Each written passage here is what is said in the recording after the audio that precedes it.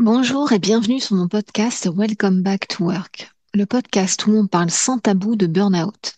Je suis Marilyn Combalou et je suis coach, consultante, formatrice et je suis votre alliée contre le burn-out.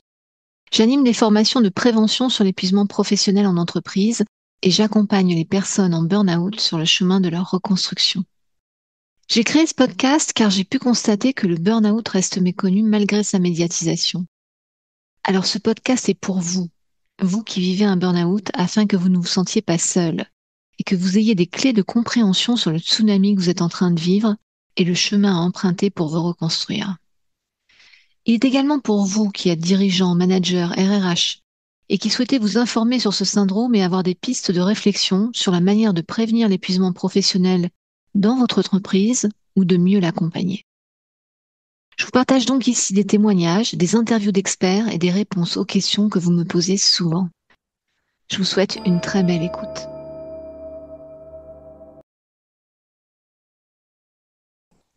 Aujourd'hui, j'ai le grand plaisir d'accueillir Maxime Chaliot, qui se définit comme un médecin sensible à la qualité de vie des soignants. Alors, j'ai découvert Maxime à travers ses posts sur LinkedIn, et ce que j'ai aimé au-delà de son engagement, c'est l'humanité qui en émane. J'ai eu très envie de l'interviewer car j'ai trouvé intéressant de voir à quel point il peut sembler difficile de prendre soin de soi, même quand on est médecin, ou disons de manière plus générale un soignant.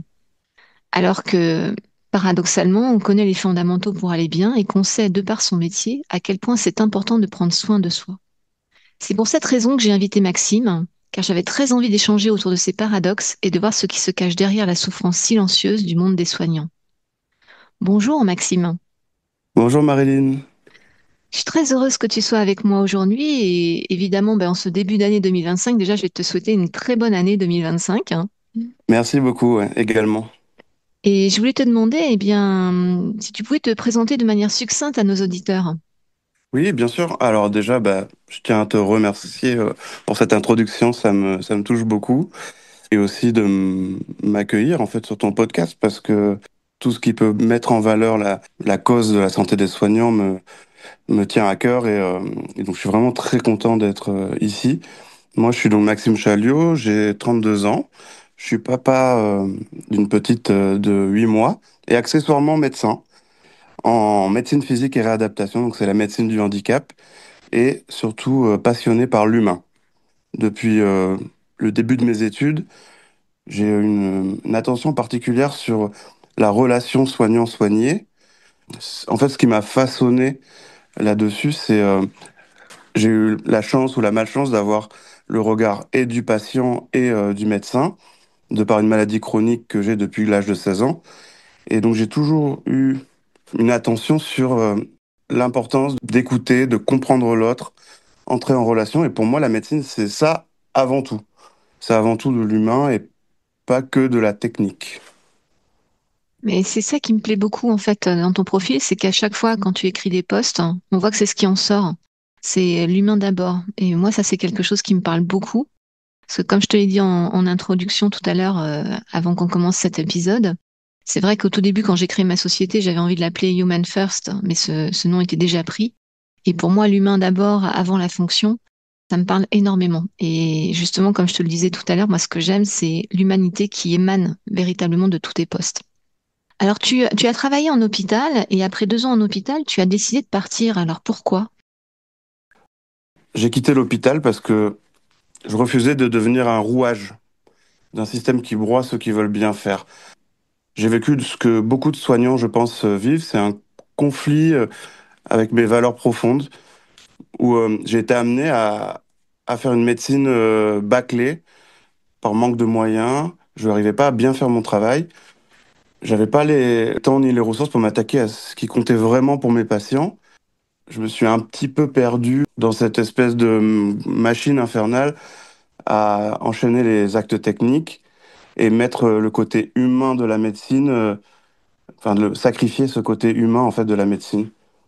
En fait, il y a un moment donné où j'enchaînais les patients presque de manière mécanique et je voyais bien que j'allais pas chercher ce qui était important pour eux parce que j'avais pas le temps, pas les moyens. Et un soir, en rentrant de garde, je me suis rappelé en fait une phrase que je m'étais promis, en fait, c'était de pas être un médecin robot. Je dirais ça comme ça. En fait, pendant mon parcours d'étudiant, j'ai aussi été patient avec un séjour en réanimation qui m'a beaucoup marqué. Donc là, j'étais le patient et on m'a parlé à la troisième personne. Je me suis senti vraiment déshumanisé. Et à ce moment-là, je m'étais fait la promesse de pas être ce type de médecin, mais plutôt attentif à ce qui était important pour mes patients. Et je voyais qu'en fait, j'étais petit à petit en train de devenir ce médecin qui enchaînait les journées sans se reconnecter à moi-même. Et c'est un soir où je suis rentré, où je me suis enfin, je me suis vu en train d'agir comme ça. Et je me suis dit, stop, il faut que je revoie complètement mes projets et que j'aille dans un endroit où on peut encore valoriser la relation et l'humain. C'est super touchant en fait ce que tu es en train de nous partager hein, par rapport à ce que tu as vécu parce que du coup c'était on va dire la confrontation entre l'idée que tu te faisais du métier et la réalité finalement du terrain tel que tu as pu la voir après ensuite, hein. Hmm. C'est exactement ça. Mm, Euh, je pense que c'est pas forcément un burn-out dans le sens où oui, j'étais épuisé, oui, j'étais déconnecté de mes émotions, mais j'avais pas de signe d'alerte physique ou j'avais encore, je pense, sous la pédale, j'en avais encore. Bon, c'est un peu triste de parler de comme ça, mais c'est plutôt une perte de sens mm, et de devenir, enfin, de faire un métier que je j'imaginais pas comme ça, ouais, un écart avec les attentes, ouais, tout à fait. mm. Et ce que tu m'évoques aussi, ça m'évoque beaucoup, et ce que me disent d'autres personnes dans d'autres professions, c'est ce qu'on appelle la qualité empêchée en fait, hein. C'est-à-dire avec la confrontation avec un métier qu'on a envie de faire bien, mais qu'on n'a pas forcément les moyens en temps, en humain, en matériel. Et j'ai l'impression que ça reflète complètement ce que tu es en train de me dire, quoi, finalement.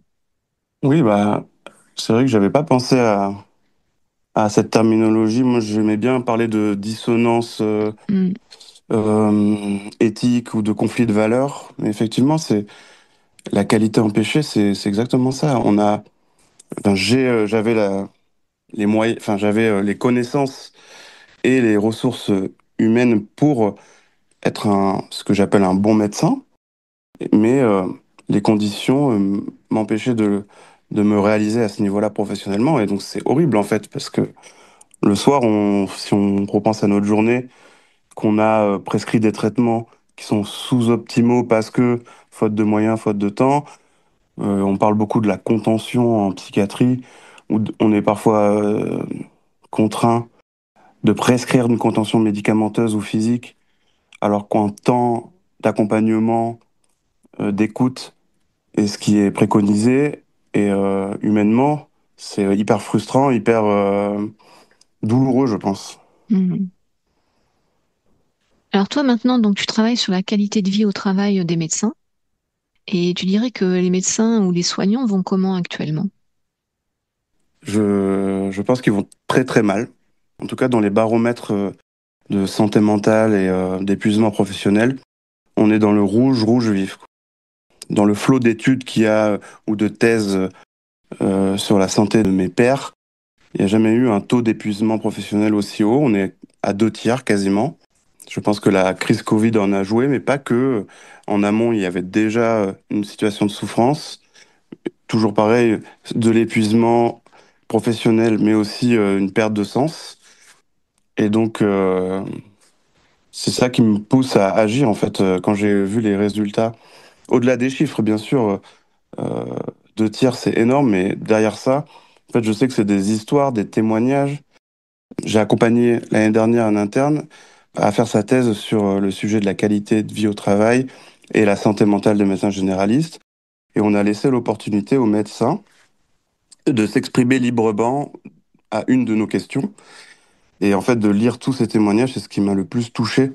La façon dont dont les médecins décrivaient leur quotidien. Même moi, là, ça, je suis un peu ému parce que à chaque fois que je relis les témoignages, je vois une immense souffrance. Ça me fait penser aussi à une tragédie que j'ai vécue. C'est une co-interne qui s'est suicidée quand j'étais interne et dont j'avais vraiment vu aucun signaux. moi-même était peut-être en surchauffe et complètement déconnecté de mon empathie et de mes émotions. Et donc, j'ai rien vu pu venir. Et je pense que mon énergie aujourd'hui à crier haut et fort sur LinkedIn et à aider l'association SPS dont on va parler tout à l'heure, elle puise dans ces histoires de médecins, dans cette tragédie de ma co-interne. Et là, c'est bon, il est temps de tirer la sonnette d'alarme. On peut plus continuer comme ça, en fait. Ouais, c'est effectivement, je vois ton émotion, je vois l'émotion que tu partages avec tous ces témoignages.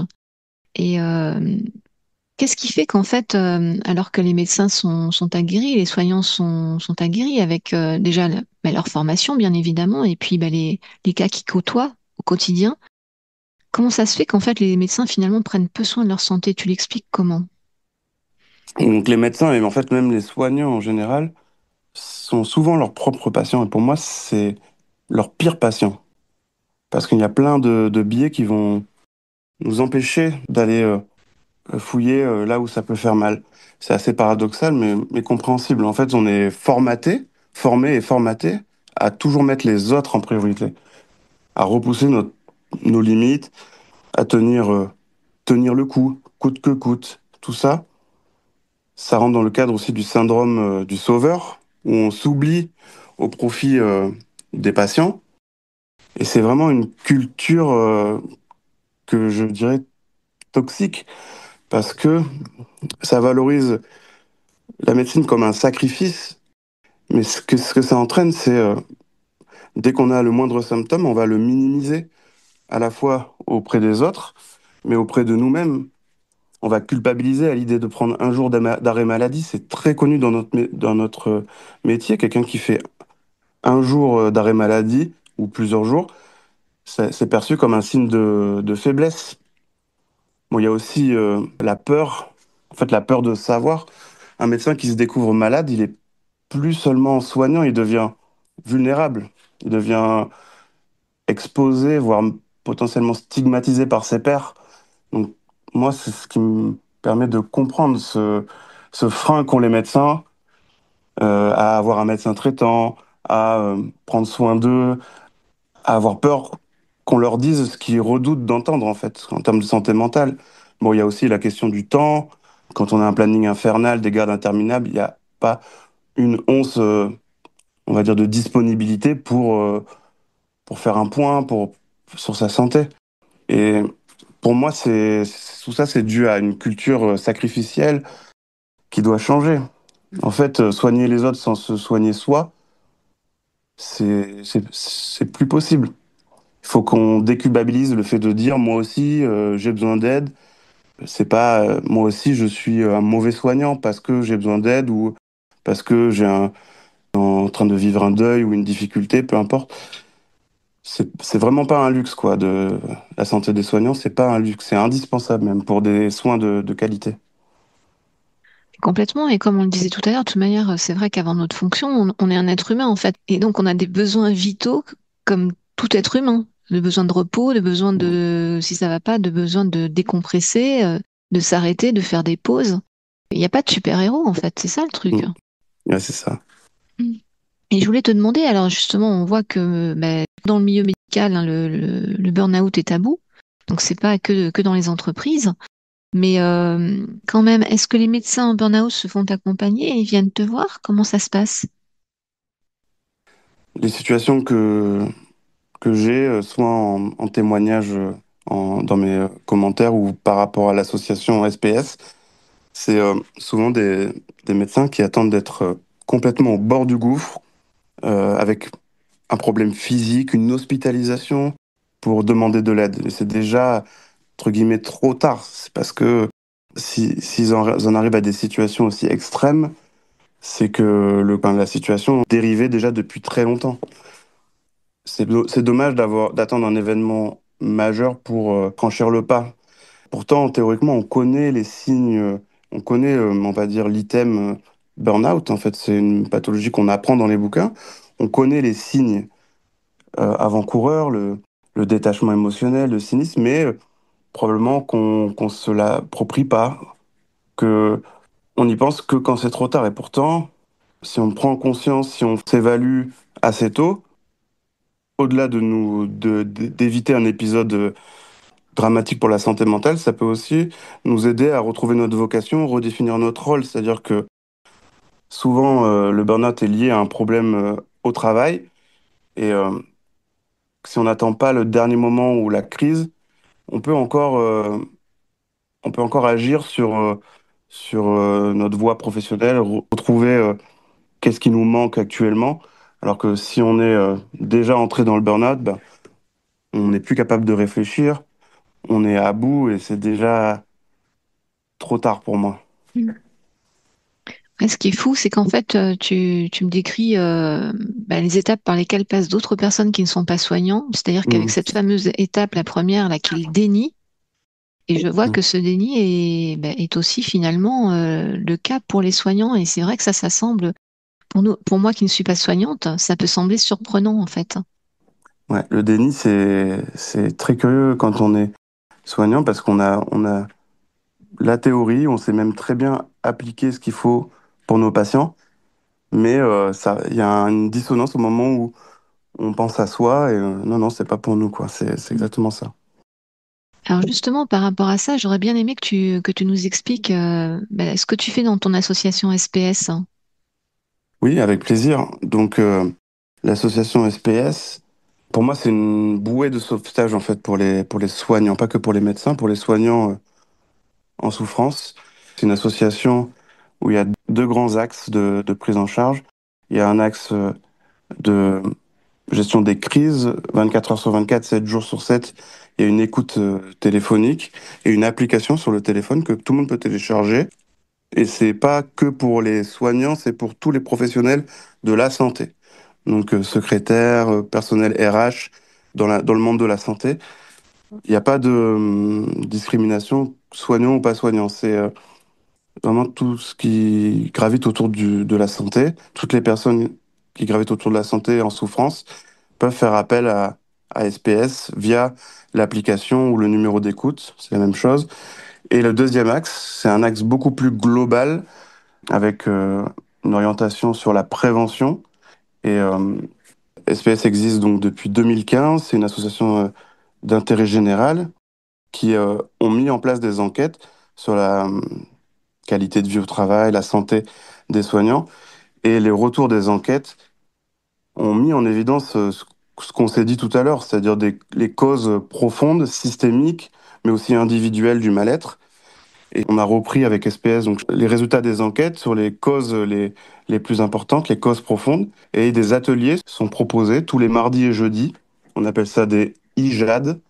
Donc, c'est des journées d'ateliers dynamiques, d'échanges en santé, avec par exemple un atelier sur savoir dire non, être assertif. Ça, c'est quelque chose qui est beaucoup retrouvé dans les causes profondes d'un mal-être au travail.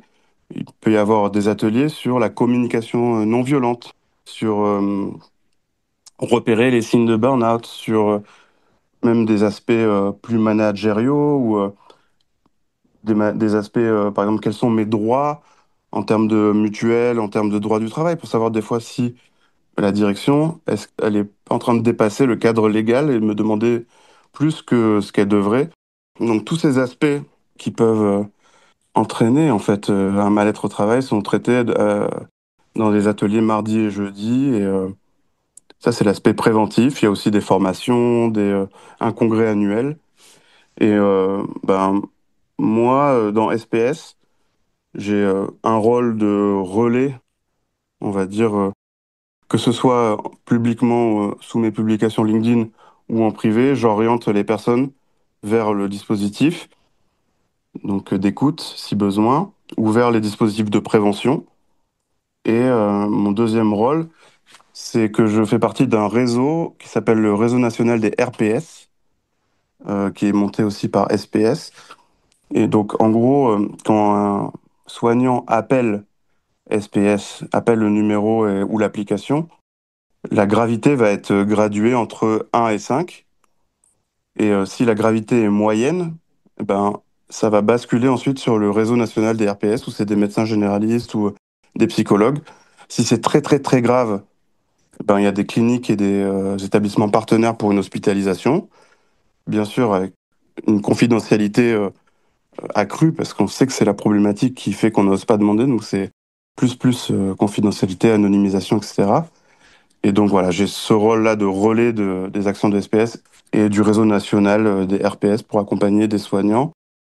Et voilà, c'est bénévole et ça me va bien parce que le fait d'agir, en fait, me soulage la souffrance des résultats des études. Quand j'ai constaté les témoignages, je me suis dit, faut que je sois dans l'action et du coup, ça me plaît bien d'être dans l'action avec SPS. Super. Et donc, c'est une application qui est gratuite? Ouais, tout à Ouais, fait, ouais. d'accord. Et Ok. après, donc là, il y a une application gratuite pour avoir le accès au numéro d'urgence et certains ateliers de prévention. Et pour avoir accès au replay ou avoir des fiches pratiques ou encore plus de ressources, vous pouvez adhérer à l'association. C'est un prix en fonction de la profession, hein. C'est plus cher si on est médecin ou pharmacien qu'infirmier. Et ça, c'est pour avoir accès au replay ou plus de... Mais déjà, de base, le but est d'avoir une accessibilité maximum. Et donc, il y a une bonne partie qui est gratuite. Vous pouvez consulter ce qu'on fait chez SPS et voir si ça vous plaît. Ouais, je trouve ça super. Et donc, dans ce que tu disais par rapport aux ateliers, ce sont des ateliers qui, du coup, peuvent être en visio, c'est ça, vu qu'il y a des replays? Oui, alors 95% c'est des ateliers en visio. Il peut y avoir dans de rares cas, en fait, carrément des journées d'ateliers dynamiques, mais là, c'est quand c'est organisé par des structures partenaires. Ça peut être des CPTS ou des établissements. Les CPTS, c'est communauté professionnelle territoriale de santé. C'est des regroupements de soignants sur un territoire qui peuvent être partenaires de SPS, ce qui fait que c'est la structure CPTS qui, par un partenariat avec SPS, permet à tous leurs adhérents d'accéder aux ressources que je viens de dire tout à l'heure, et parfois de faire des journées sur un territoire, quoi, ou dans un établissement. Mais la majorité, c'est en visio, et c'est très fréquent, c'est tous les mardis et jeudis, 19h à 20h, sur des thèmes très variés, qui va de la connaissance de soi à des règles de communication, comme je disais tout à l'heure, et qui sont toute l'année, hors vacances scolaires, toute l'année. D'accord. Et donc, tu as quand même des soignants qui se libèrent pour participer à ces ateliers? Oui, alors, on va dire, les taux d'inscription sont bien plus élevés que les taux de participation réelle. C'est-à-dire qu'il y a beaucoup, Hmm. je pense, de personnes qui s'inscrivent en se disant trop bien, je vais pouvoir le faire. Et puis en réalité, non, mais les dernières, alors j'ai pas les chiffres exacts, mais la dernière fois, on était une trentaine. Hmm. La dernière fois que j'ai participé sur un atelier sur bon, le suicide, comment accompagner quelqu'un qui a des idées suicidaires, bah, on était une trentaine, donc je pense que ça intéresse quand même pas mal de monde. On n'est pas encore assez connu à mes yeux, c'est pour ça que voilà, je communique beaucoup, mais ça commence à se faire savoir. Ouais. Bah, c'est chouette, hein. Je trouve que c'est super ce que tu fais. Merci. Vraiment. Alors, je voulais te demander, justement, avec tous ces témoignages que tu recueilles, pour toi, c'est quoi la plus grande souffrance des soignants? C'est le conflit éthique, c'est la qualité empêchée dont on parlait tout à l'heure, c'est le trop-plein. Qu'est-ce que tu identifies? Qu'est-ce que te disent les gens? Ah, ce que me disent les gens, c'est en fait, on sait ce qu'il faut faire pour un patient, mais voilà, les contraintes économiques, logistiques, organisationnelles m'empêchent de le faire. Je peux pas, et c'est pas que pour les médecins d'ailleurs. Dans mon étude, j'étudiais exclusivement les médecins, mais après, avec mon action sur LinkedIn, j'ai toutes les professions de santé en fait qui me disent voilà cette qualité effectivement empêchée. En fait, de voir pour un médecin, de voir un patient revenir aux urgences. On a vu le patient en urgence, on a fait le traitement sous-optimal et on le voit revenir parce qu'il y a une complication. Sous-entend qu'on a fait une erreur ou n'a pas été optimal parce que faute de temps, faute de moyens. Ça, c'est hyper culpabilisant en fait, de voir prescrire une solution médiocre. En fait, pour moi, quand on entre en médecine, c'est pour soigner avec le cœur, soigner avec du sens. Et quand on doit naviguer entre les injonctions contradictoires, la rentabilité, les protocoles, ou des délais impossibles, aller voir ces 20 patients en une matinée, Bon, bah là, il y a, comme on disait tout à l'heure, un décalage entre la réalité et les attentes, les valeurs profondes et le poison du quotidien, en fait, hein, la toxicité du concret qui, c'est pas juste de la fatigue, en fait, c'est vraiment une déchirure morale.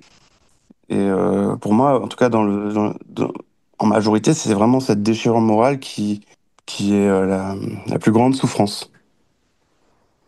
Franchement, je suis très émue avec ce que tu partages parce qu'on voit que tu le partages avec le cœur déjà. Mm. Donc, et puis, bah, moi, je te vois, contrairement aux auditeurs, donc je vois que l'émotion est là. Et moi aussi, ça me remplit d'émotion de voir qu'en fait, il y a des gens qui travaillent avec une telle dévotion et qui peuvent pas travailler dans de bonnes conditions et qui se retrouvent à en devenir malades parce que bah, ils peuvent pas faire un travail de qualité comme ils aimeraient le faire. Et ça, je trouve que c'est terrible, quoi. Mm. Alors, je voulais te demander justement, tu parles souvent dans tes posts de replacer l'humain au cœur des soins. Et bah, comment on peut faire alors? Je pense que faut déjà changer le regard qu'on a sur, on va dire, le qualité humaine et qualité relationnelle, le côté humain du soin. Actuellement, c'est absolument pas valorisé. En fait, l'écoute, passer du temps au chevet du malade, ça n'a pas de valeur aux yeux de la hiérarchie, aux yeux des tableurs Excel. C'est, et moi, pour moi, changer le regard, apporter de la valeur, que ce soit valeur pécuniaire ou en tout cas ou de la valeur de reconnaissance, c'est déjà une étape, quoi. Faut repenser l'organisation parce que actuellement, les soignants qui prennent le temps, ils le font en dépit de d'autres choses, c'est-à-dire qu'ils vont finir plus tard ou ils doivent sacrifier une partie. Et il y en a de moins en moins. C'est les premiers à s'épuiser, c'est ceux qui font avec dévotion et qui voient bien que on leur demande de plus en plus avec le temps. Donc pour moi, replacer l'humain, c'est apporter de la valeur à la relation soignant-soigné. C'est pas que un acte technique de prescription, c'est aussi un acte humain. Mais comme tu le dis, pour ça, c'est vrai qu'il faut aussi du temps, quoi. C'est ça. Et c'est exactement ça le problème. C'est avoir le temps, donc donner de la valeur au temps. Et pas à chaque fois, j'ai l'impression quand on a trop de contraintes, trop de travail, le premier truc qui est sacrifié, c'est l'humain. On va aller demander à un patient est-ce que ça va, puis s'il dit non, on va marquer non sur notre feuille, mais on va pas aller plus loin.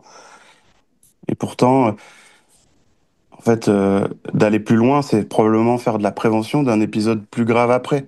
Le système n'est pas fait pour penser à cette prévention, mais plutôt de la voir comme du temps perdu, d'aller creuser quelque chose, alors que pour moi, c'est de l'humanité gagnée et sans doute un épisode plus grave évité plus tard. On pourra pas, c'est très difficile à chiffrer, mais clairement, l'humain, c'est la prévention, la relation, c'est de la prévention et ça n'a pas encore assez de valeur.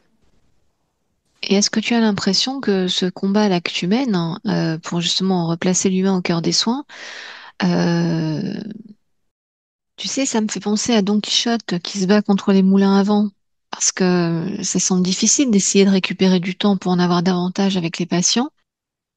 Et comme tu le dis, celui-ci, bah, se mesure pas, hein, il n'y a pas de KPI, hein, qui mesure la relation. Alors, est-ce que tu penses qu'il y a une possibilité que vous récupériez du temps ou pas? Euh, ouais, c'est une bonne question. Est-ce qu'on peut récupérer ce temps? Bah, moi, j'ai quand même l'espoir. Je pense qu'à l'échelle individuelle, déjà, beaucoup de soignants finissent par enfin, trouver des solutions pour retrouver ce temps en travaillant dans d'autres structures comme le médico-social ou bien en devenant thérapeute ou coach. Il y a beaucoup d'histoires de médecins ou infirmières ou soignants qui presque quittent le système conventionnel pour retrouver ce temps humain. Et dans mes témoignages, ça m'a conforté dans l'idée que j'étais dans le vrai en me disant, replacer l'humain, c'est bénéfique pour le soignant et le soigné finalement. Et ce qui me rend enthousiaste, c'est l'écho de mes posts LinkedIn, en fait, où vraiment beaucoup de commentaires sont très, très intéressants, touchants, et je vois qu'il y a une volonté du corps soignant de retrouver ce truc de retrouver voilà, cette humanité. Et je pense que c'est le plus important, c'est qu'il y a cette volonté. Après, les moyens, je sais pas, ça dépend pas de moi, donc je saurais pas dire, mais en tout cas, il y a un désir profond de changer le modèle, en fait, hein. Ça, c'est clair. Encore, effectivement, faut-il qu'il soit entendu et ça, franchement, je le souhaite, Bah, j'imagine, j'espère tout qu'un jour, comme toi. j'espère qu'il y aura un dirigeant ou quelqu'un on va dire, qui a de l'influence, qui osera faire le premier pas là-dessus ou montrer l'exemple, et que de fil en aiguille, ça fera effet boule de neige parce que prendre soin des soignants, c'est prendre soin de leur patientèle. Donc c'est potentiellement 500 citoyens. Un soignant qui va bien, c'est ces 500 citoyens qui suivent, qui va bien, qui vont bien. Donc ouais, moi j'ai espoir. Il faut par mimétisme où il y a un leader, un décideur qui s'y mette et puis, ah ouais, c'est bien en fait, ça c'est bénéfique, médico, économiquement, tout ce qu'on veut. Allez, on y va. Alors, je voulais te demander, parce que ça, tu l'évoques aussi souvent dans tes posts sur LinkedIn, à savoir, on se rend compte qu'il est difficile pour pour les soignants, pardon, d'incarner ce qu'ils disent. C'est-à-dire que notamment, je le vois par rapport à ce que tu écris sur les pauses, sur ce qu'on mange, sur le fait peut-être d'avoir un peu d'activité physique, en fait, de prendre soin de soi. Donc, pourquoi c'est si dur, en fait, d'incarner ce qu'on dit alors qu'on sait que c'est bien de le faire? Ouais, c'est une question qui me travaille beaucoup. Moi, le premier, je sais théoriquement, j'ai quand même du mal à incarner. Je pense que déjà, on est conditionné à se dire que prendre soin de nous, c'est un luxe. Comme je disais tout à l'heure, la culture médicale. Il y a cette idée omniprésente que nous devons toujours être disponibles, toujours être là pour les autres, parfois au prix de notre propre santé. Et ça, plus le manque de temps, bon, bah, la pause de journée, elle saute, ou la pause pipi, elle saute. Après, pour moi, le frein numéro un, c'est la culpabilité. On a l'impression que si on prend une pause, ou qu'on va dire non à ses collègues ou un patient, ben, on va trahir notre vocation. Pour moi, c'est exactement l'inverse, hein, mais je vois ça comme ça, en fait. On dit bien dans l'avion, quand il y a une dépressurisation, on dit bien de mettre l'oxygène sur soi avant d'aller soigner quelqu'un. Ben, je pense que c'est la même chose dans la santé. Et c'est ce regard-là qui doit changer, en fait, de se dire, non, tu trahis pas ta vocation si tu te mets en arrêt de travail. Si tu te mets en arrêt de travail, en fait, presque être en arrêt de travail, c'est prendre soin de ses patients. Puisque c'est ne pas être là dans une situation où ça peut être dangereux pour eux, pour vous, pour tout le monde. Donc, vraiment changer ce regard, c'est important. Je suis complètement d'accord avec ça parce que c'est vrai que justement, en fonction du poste qu'on a, en plus, c'est vrai qu'on a une responsabilité par rapport à sa propre fatigue et si on est en train de sombrer en burn-out, d'autant plus qu'après, les capacités cognitives sont altérées. Mm. Donc, capacité de raisonnement, il y a des oublis, enfin, il y a des choses quand même qui peuvent être vraiment impactantes et que selon le poste qu'on peut avoir, donc un soignant, je vois même des personnes qui sont, pourquoi pas dans une centrale nucléaire, enfin, je ne sais pas quel type Mm. de poste on peut avoir, quelqu'un qui est chauffeur routier, chauffeur de bus scolaire. C'est vrai qu'on se dit, à un moment donné, quand on n'a plus toutes ces capacités, en fait, l'arrêt de travail, c'est vraiment la solution pour pas Mm. faire prendre de risques à soi-même et aux autres. Et c'est vrai que on voit que l'arrêt de travail est encore plus source de culpabilité chez le personnel soignant. Ah, mais totalement, ouais. Mm.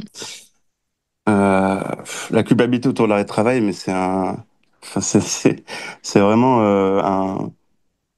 un sujet hyper présent, quoi, chez les soignants. Je pense on a un sentiment de responsabilité qui est tellement ancré qu'on se dit, bah, si je suis pas là, qui va s'occuper de mes patients? Euh, je pense qu'il y a, comme je disais tout à l'heure, la peur d'être perçu comme un mauvais soignant ou d'être faible, de décevoir ses collègues. Donc, c'est vraiment, si je prends un arrêt, je vais décevoir mes collègues ou qui va être là, ça va leur entraîner une surcharge à eux. Et bah, ça, c'est encore le rôle du syndrome du sauveur ou le rôle de je suis porté vers les autres et pas assez vers ma propre santé. C'est cette culpabilité, en fait. Et je pense que dès nos études, en tout cas, je connais pas trop les autres domaines, mais dans la population des médecins, dès nos études, le système valorise cette productivité, valorise les internes, les étudiants qui font des heures sup à outrance. Et alors, quand il y a un arrêt de travail, bah, c'est vu comme une espèce de situation de rupture dans dans la chaîne du don de soi. Alors que pour moi, non, c'est un acte juste de prévention. Et comme je disais, un médecin épuisé, il met en danger ses patients. Donc un médecin qui fait un arrêt de travail, bah, c'est un soin pour lui. C'est un soin pour lui et pour ceux qui soignent. Donc ça, faut changer voilà, la mentalité sur ça. J'ai encore du boulot. Je comprends parce que déjà, cette mentalité est un peu dans la population sans être soignant. Alors, je vois que là, Hmm. pour les soignants, c'est encore plus difficile. Et Ah oui. pourtant, c'est vrai que ce paradoxe, j'aurais presque envie de dire, parce que moi, je sais que des soignants m'ont dit quand moi-même j'ai vécu mon burn-out de Hmm. m'arrêter parce que c'était vital pour moi, etc. Et donc, je me dis à un moment donné, quand on dit pour quelqu'un d'autre que c'est vital pour lui, pourquoi on pense que c'est pas vital pour soi? C'est Alors, ça. voilà. Donc, à tous les auditeurs là qui sont soignants, qui vont nous écouter là dans cet épisode aujourd'hui, je vous en supplie, si vous pensez que c'est vital pour les autres, ça l'est aussi pour vous. C'est aussi le message que j'avais envie de dire aujourd'hui. Hmm. Vous n'êtes pas des super-héros, on a besoin de vous, parce que les soignants, on sait qu'on en a moins, mais on a besoin de vous en bonne santé. Ça, c'est sûr. Voilà. Alors, sinon, je voulais donc savoir, alors, quand tu as un confrère qui t'appelle, qui justement est en train de sombrer, quel conseil tu lui donnes? Alors là, je peux pas répondre parce que ça dépend énormément des situations. Oui. C'est-à-dire que j'ai une consoeur qui m'a appelé il y a quelques mois. Elle avait vécu un psychotraumatisme personnel qu'elle avait mis un peu sous le tapis, qu'elle s'était détachée de ses émotions. Ça va pas être la même chose qu'un confrère qui a par exemple des problèmes financiers ou qui est en libéral et donc son cabinet a X charges. Il commence le mois avec énormément de charges et du coup il n'a pas pris de vacances depuis 4 ans. Qu'un autre qui a subi des violences, par exemple des étudiants qui peuvent subir des violences de par des supérieurs hiérarchiques. Les situations, elles sont...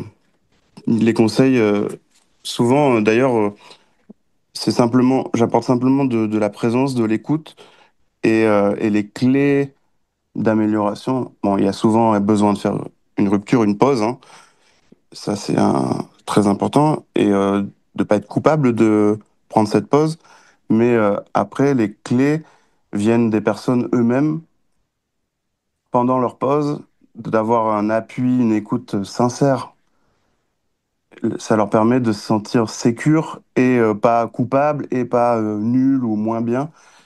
Et de trouver peut-être des clés dans un changement de voie professionnelle ou rester dans la même voie professionnelle, mais un changement de posture. Mais les situations sont toutes différentes et souvent les personnes, en leur donnant une attention sincère, trouvent assez seules. Des fois, ça peut mettre du temps, mais c'est un temps qui est nécessaire. Ouais, du coup, ça veut dire que même si comment dire, les situations sont différentes, le conseil, serait de ne pas rester seul en tous les cas. Ouais, complètement. La solitude, c'est en fait un fléau. On est en équipe ou on est souvent en réunion, etc. Mais en fait, on est profondément seul parce que s'il y a le moindre chose qui déraille, on n'a pas appris à en parler et donc c'est pas dans la culture et donc on est seul avec notre culpabilité, notre problème. Si on a fait une erreur médicale, si on se sent moins bien et que par exemple on a des problèmes de concentration ou des problèmes cognitifs dans un métier qui demande beaucoup de charge mentale, de de cognition, ben, on va pas oser en parler parce que on va avoir peur du retour de bâton, de la stigmatisation. Donc c'est vrai qu'on est très seul et moi, ce que j'apporte quand les personnes nous voient chez SPS, c'est d'abord du lien et de l'écoute et de dire voilà, tu n'es pas seul, on est avec toi et c'est normal de ressentir ça, c'est pas normal ce que tu vis ou des choses comme ça. D'abord ça. Après, et après des conseils, ça dépend des situations. Là, je vois qu'au niveau du temps, on arrive à la fin de notre épisode. Donc, je voulais te demander pour toi, quels sont les points essentiels pour éviter pour un soignant de tomber en épuisement professionnel? Je pense que la clé numéro un, c'est le plaisir. Il me semble que dans une journée de travail, c'est important de prendre des moments de plaisir et prendre conscience qu'on a pris ou comprendre du plaisir à, à faire notre travail. Moi, je prends beaucoup de plaisir à accompagner les personnes en situation de handicap actuellement c'est pas tous les jours facile, mais j'ai des moments, voilà, de connexion humaine, de patients qui vont me remercier ou juste des moments de café avec les collègues où je savoure cette connexion, ce lien. Et si on s'aperçoit qu'il n'y a plus de plaisir, plus du tout, même plus du tout de plaisir, peut-être que c'est un drapeau rouge, peut-être qu'il faut aller... il y a plein de tests sur le site Souffrance et Travail où il y a plusieurs questionnaires gratuits qu'on peut faire pour voir si on n'est pas un peu en surcharge, voire en épuisement professionnel. Parce que enfin, le fait de faire un questionnaire, ça permet d'objectiver la chose, parce qu'on va avoir tendance à minimiser. Et donc voilà, si on perd ce plaisir, si on a toujours un peu de plaisir, c'est souvent protecteur. Et si on perd ce plaisir, il faut aller voir s'il y a pas, si on n'est pas en train d'être dans l'épuisement, dans le détachement, le cynisme, et qui aurait pas peut-être besoin d'une pause et d'un soin profond, mais quelque chose d'un vrai accompagnement, hein. Ça peut être par un thérapeute, par un confrère, mais parce que c'est pareil, quand on commence à avoir des signes de moins bien, on va avoir tendance à vouloir gérer la crise très rapidement. Donc, j'en sais rien, un traitement médicamenteux, un antidépresseur sur 3 mois, ou une thérapie très brève, parce que pas le temps. Mais en fait, non, je pense qu'il faut aller peut-être un peu plus loin, d'aller chercher les causes profondes, quel moment, quel moment on s'est perdu dans notre profession, avec des causes extérieures, mais aussi parfois des causes internes. Et après, retrouver le plaisir dans son quotidien. Et c'est l'antidote, en fait, du burn-out pour moi. On est à la fin de notre épisode, Maxime. Je voulais te demander, est-ce qu'il y a quelque chose qu'on n'aurait pas abordé, que tu te dis, j'aimerais bien en parler quand même. Là, c'est dommage qu'on l'ait pas abordé, justement. Non, c'était plutôt exhaustif. Oui, ok. Et l'autre fois, je voudrais dire une phrase que tu as écrite dans un de tes posts, que j'ai trouvé très juste, qui est derrière chaque statistique sur le burn-out, il y a un humain qui souffre, un soignant qui a besoin d'aide, un confrère qui mérite mieux. Mm. Et donc, on en revient à ce qu'on disait tout à l'heure que avant, bah, justement, l'emploi, avant le poste qu'on peut avoir, il y a un humain derrière et que c'est hyper important de prendre soin de cet humain avant tout. Oui, Voilà. merci. Du coup, j'avais envie de terminer avec cette phrase parce que je trouve que tes posts sont très sincères, très authentiques, remplis d'humanité, ce que je disais en introduction. Donc, Mm. j'invite les personnes à aller sur ton profil pour voir tous les posts que tu partages. Et puis, de toute manière, je mettrai aussi en bas de l'épisode, évidemment, le lien. Et le lien vers ton association aussi, parce que je trouve que Oui, ce que tu fais est formidable. Donc, je te remercie infiniment pour cet épisode qui a été tout en émotion. oui, tout à fait. Et merci beaucoup à toi aussi. Merci beaucoup. J'ai pris du plaisir. Bah écoute, j'en suis Émotion et heureuse. plaisir. Bah, c'est pareil pour moi, donc un grand merci infiniment. Merci. Au revoir, Maxime. Au revoir. Si cet épisode vous a plu, n'hésitez pas à le dire, à le partager et à faire briller les étoiles. Vous pouvez également commenter, je me ferai un grand plaisir de vous répondre. Je vous dis à très bientôt.